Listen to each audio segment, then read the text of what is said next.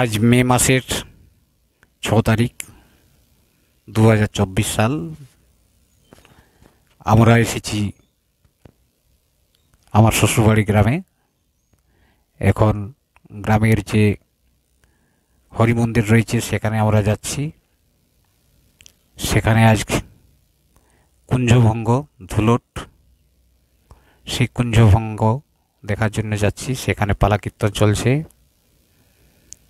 এই যে দেখতে পাচ্ছেন দুপাশে দুইটি পুকুর এবং মাঝখান দিয়ে একটি রাস্তা, ঢালাইয়ের রাস্তা। সেই রাস্তা দিয়ে আমরা যাচ্ছি। চলুন আমাদের সাথে পালা কীর্তন শুনে আসুন। ফুলের পাপড়িগুলো আমার গায়ে স্পর্শ করছে, তার মানে কি ঋষি প্রভাব হয়ে গেছে। শালুক ফুল কি এবার মোদিত হয়ে যাবে? তা ভ্রমর আজকে কি করছে? ভয়ে ভয়ে মধুপান করছে। ভ্রমর ভয়ে ভয়ে মধুপান করছে, আর একবার বসছে আর একবার উঠে চলে যাচ্ছে। কারণ যদি শালুক ফুল মোদিত হয়ে যায় তাহলে তার ভিতরে যদি ভ্রমর বসে থাকে আর শালুক ফুল থেকে বেরিয়ে আসতে পারবে না। ওই শালুক ফুলের ভিতরে তার